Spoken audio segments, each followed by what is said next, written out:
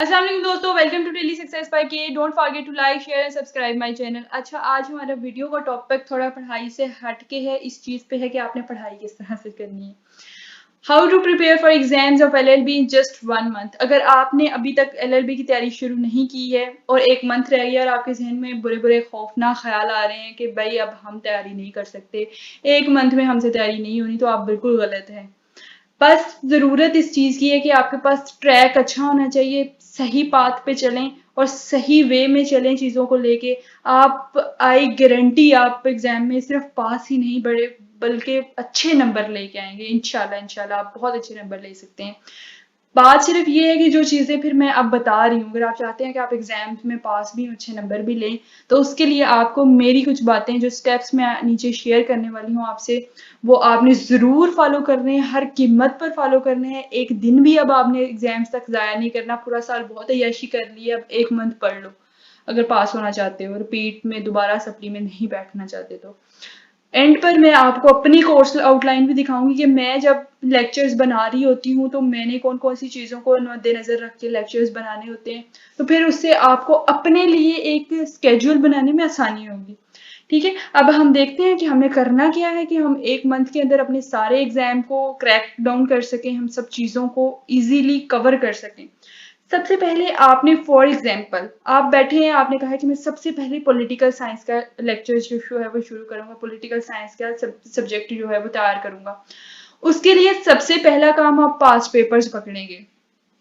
बार बार मैं कहती हूँ पास्ट पेपर्स को नजरअंदाज नहीं करना। पास्ट पेपर से ही आपका अगला पेपर बनता है, उन्हीं में से क्वेश्चंस आपके उठाए जाते हैं।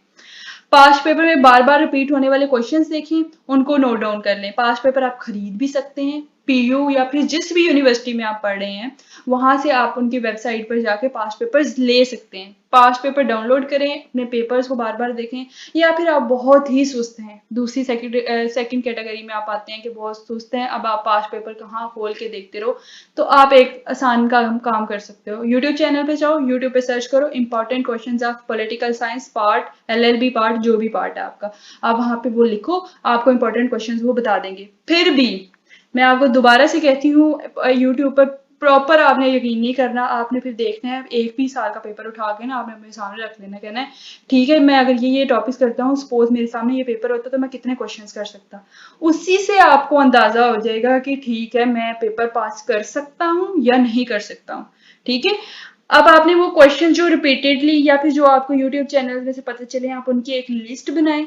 ठीक है, और जब आप उन क्वेश्चंस की एक प्रॉपर लिस्ट बनाएंगे, आपको पता चल जाएगा कि ठीक है इतने टॉपिक्स मैंने तैयार करने हैं और मुझे इतने दिन लगेंगे।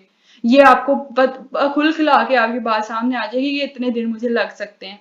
अब बात बोला कि हर सब्जेक्ट के आपके मैक्सिमम 6 to 7, 8 to 9 इतने ही टॉपिक्स होते हैं। हर सब्जेक्ट के जो इंपॉर्टेंट टॉपिक्स होते हैं वो इतने ही होते हैं, और उनको आप डिवाइड कर सकते हो कि आपने कितने करने हैं एक वीक में या फिर 4 दिनों में कितने सवाल करने हैं, तो ये आप डिवाइड कर सकते हो। लेकिन बात पता किधर आती है, जहाँ पे आके स्टूडेंट्स फेल होते हैं, वो बात इधर आती है कि स्टूडेंट्स को ये नहीं पता होता कि अब हमने ये क्वेश्चन किया है तो इसकी और डायमेंशंस भी हैं।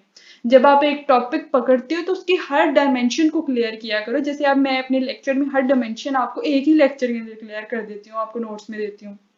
वैसे ये मैं नहीं कह रही आप मेरे ही चैनल पे देखो, आपको जिस चैनल पे समझ आती है वहां पे जाके देखो, जो आपको लगता है कि ये आपको रेलिवेंट डाटा प्रोवाइड करेंगे, आप वहां पे जाके लेक्चर्स लें और वहां से नोट्स बनाएं। ठीक है, अब आपको समझ चल गई कितने दिनों में है, फिर आप यूट्यूब चैनल पे जाएं। जो चैनल जिस चैनल की आपको समझ आती है, ये नहीं कह रही कि डेली सक्सेस बाय के ही देखो आप, जो चैनल आपको समझ आता है आप उसके नाम के लिखो या फिर आप वो टॉपिक लिखो, उसकी जो जो लेक्चर जिसके समझ आते हैं आप वो लेक्चर लो और नीचे फिर आप अपने नोट्स बनाते रहो। ठीक है, नोट्स बनाने के बाद आप शॉर्टकट नोट्स प्रिपेयर कीजिएगा, लेंथी नोट्स प्रिपेयर करने की जरूरत नहीं है। शॉर्टकट नोट्स आप किस तरह से प्रिपेयर करते हो, फॉर एग्जांपल आप मेरे एक लेक्चर ले रहे हो तो वहां से आपने मेन हेडिंग्स जो है वो नोट आउट कर लेनी है। ठीक है, और रट्टा बिल्कुल नहीं लगाना, लेकिन आपको बहुत शौक है रट्टा लगाने का तो आप सिर्फ हेडिंग्स का रट्टा लगा लो, ठीक है। और फिर आप अपनी एक्सप्लेनेशन भी ऐड किया करें, अपनी वर्डिंग भी ऐड किया करें, उससे आपका क्वेश्चन और लेंथी होगा। लेकिन क्योंकि टाइम ज़्यादा नहीं होता, इस चीज़ को आपने ख्याल रखना है कि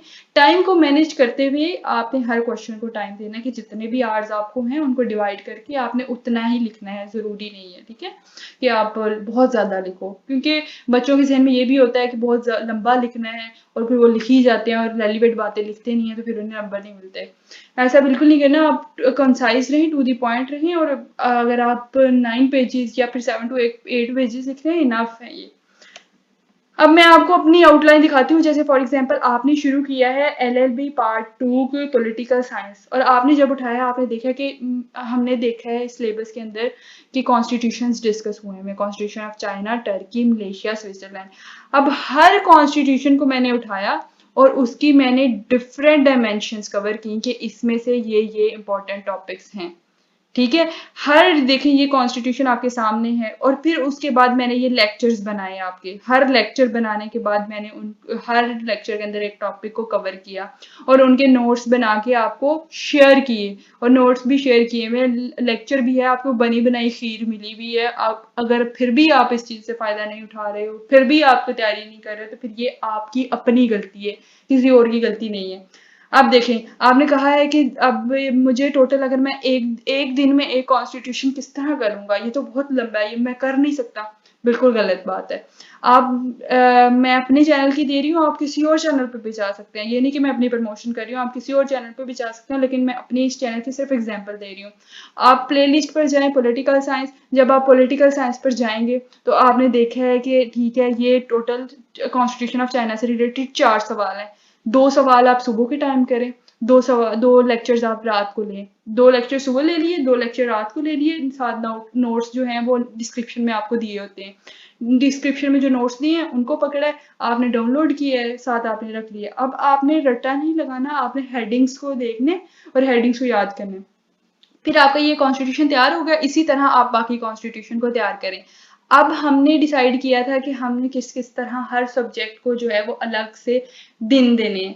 फॉर एग्जाम्पल आपके पास इंपॉर्टेंट सब्जेक्ट्स। अब एक और टिप मेरी अच्छी वाली, और सुन लें। अगर आपकी इंग्लिश वीक है, एक जो बच्चे होते हैं जिनकी इंग्लिश अच्छी होती है, एक बच्चे वो होते हैं जिनकी इंग्लिश इतनी अच्छी नहीं होती है, उनको मैं ये कहूंगी कि आप एक महीने के अंदर है 4 वीक्स, उनको मैं ये कहूंगी आप एक वीक के साथ आप एक माइनर सब्जेक्ट, जिस तरह LLB पार्ट 2 वालों का माइनर सब्जेक्ट जो है, मतलब जिनका सिलेबस थोड़ा वो एक इंग्लिश और एक IT स्किल्स है, आप उनका एक एक टॉपिक हर वीक, हर दिन एक एक टॉपिक आप उसके साथ ऐड कर लें। अगर आपकी इंग्लिश वीक है तो फिर आपको थोड़ा सा खुद को तंग करना पड़ेगा, और आप जब तंग करेंगे तो फिर आप अपने साथ, जिस तरह आपने कहा था कि ठीक है मैंने एक दिन में कॉन्स्टिट्यूशन ऑफ चाइना कंप्लीट करना है, तो मैंने ये टॉपिक जो है वो सुबह में करना है। इन टॉपिक्स को आपने सुबह में तैयार किया, आपने इनको रिवाइज किया, रिवाइज करने के बाद आपने थोड़ी सी रेस्ट ली 1 घंटा, उसके बाद आपने 1 घंटा जो है वो इंग्लिश को दे दिया, फिर आपने रेस्ट की रात तक। आप बिल्कुल रिलैक्स रहें, खाएं पिएं सोएं, रेस्ट करें,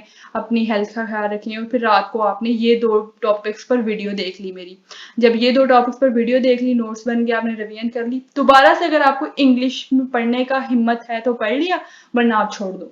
जितना आपने किया है 1 घंटा दिया है वो काफी है। फिर उसके बाद जब आप टर्की का शुरू करो, उसको आपने ये टॉपिक्स देखने हैं कि कितने मेरे दिन लगेंगे। ठीक है, मुझे एक दिन में अगर करना है तो 2.5 टॉपिक मैं सुबह करूंगी और 2.5 टॉपिक मैं रात को करूंगा, ठीक है। और ये फिर इस तरह से आपकी ये टॉपिक से डिवीजन हो जाएगी। सबसे पहली चीज आपने क्या चीज देखनी है, आपने अपने सब्जेक्ट देखने हैं। इंपॉर्टेंट सब्जेक्ट कौन से है? Political science, sociology, legal system हो गया, और पाक स्टडी पार्ट 2 वालों की मैं बात करूँ। इसी तरह पार्ट 1 है अगर, तो वो political science, sociology, philosophy of law, ये 3 इंपॉर्टेंट है, बाकी जो है वो आसान सब्जेक्ट्स हैं।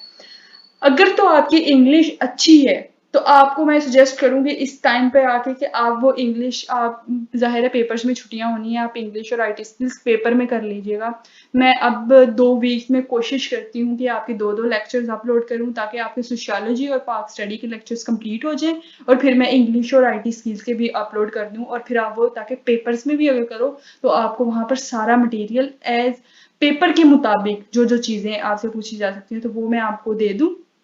जब आपका वो हो गया और साथ ही आपने ये वो भी फिर आप पेपर्स में भी कर सकते हो। लेकिन अगर आपकी इंग्लिश वीक है और आपको लगता है कि अगर मैं सिर्फ पेपर में छोड़ूंगा तो मेरे फेल होने के चांसेस ज़्यादा हैं, तो फिर ये रिस्क नहीं लेना। फिर आप ऐसा करो कि आप जैसे ही एक सब्जेक्ट हर वीक 4 वीक्स हैं, अब आपने इन 4 वीक्स एक वीक के अंदर एक सब्जेक्ट को कंप्लीट करना ही करना है। तो फिर आपने क्या करना है, एक वीक ये है ना, तो आपने एक एक घंटा रोज इंग्लिश को देना है।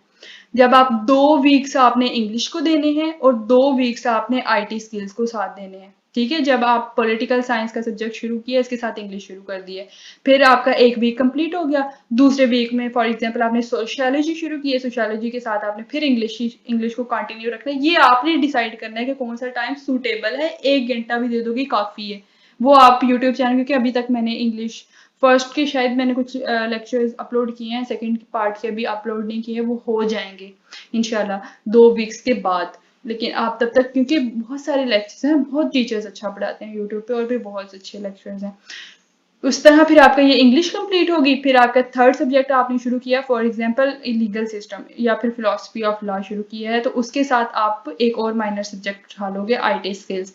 ठीक है, और फिर उसके बाद आप जब ये 2 वीक्स उसको दोगे, तो जब ये आपके 4 वीक्स कंप्लीट होंगे ना, तो आपका प्रॉपर सिलेबस हो गया होगा। और आपने हर सब्जेक्ट को लेट लेट के किया है, सुकून से किया है, हर आपके थके भी नहीं हो, परेशान भी नहीं हुए हो। आपने बस प्लेलिस्ट उठानी है मेरी जो भी है, आपने हर लेक्चर लेना है। लेक्चर ज़रूर लेना है, क्योंकि लेक्चर लेने से ना आपकी क्लियरेंस होगी कॉन्सेप्ट्स की, तो वो आपको भूलेगा नहीं। और आपने अपने शॉर्टकट नोट्स ज़रूर बनाने हैं। और पेपर्स में फिर आपको दोबारा अगर देखने की ज़रूरत पड़े किसी टॉपिक को, आप दोबारा से यूट्यूब पर जाएं, दोबारा से देखें और अपना दोबारा से नोट्स तैयार करें। ठीक है, ये बेस्टेस्ट वे है जो मैंने आपको बताया। अगर आप इसको फॉलो कर रहे हैं तो मैं नहीं मानती कि आप पेपर में फेल होंगे, आप इंशाल्लाह ज़रूर पास होंगे। बस एक चीज़ की आपको है कि अगर आपकी इंग्लिश अच्छी है तो फिर आप लेट लेट के तैयारी करें पूरा 1 मंथ, बहुत टाइम है। अगर आपकी इंग्लिश नहीं अच्छी तो फिर थोड़ा सा आप अपने आप को तंग कर लें, जो आपने खुले डुले होकर तैयारी करनी है वो फिर आप ना करें।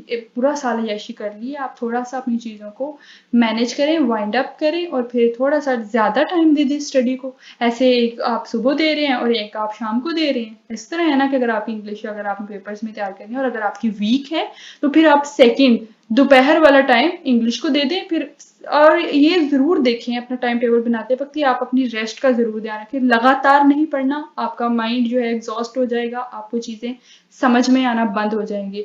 आपने बिल्कुल रिलैक्स होकर पढ़ना है। ये चीज़ जहन में रख लो कि अगर मेरी प्ले लिस्ट पूरी देख लेते हो और पूरी समझ लेते हो, सारे टॉपिक्स देख लेते हो, सारी समझ आ जाती है, तो आप पास हो।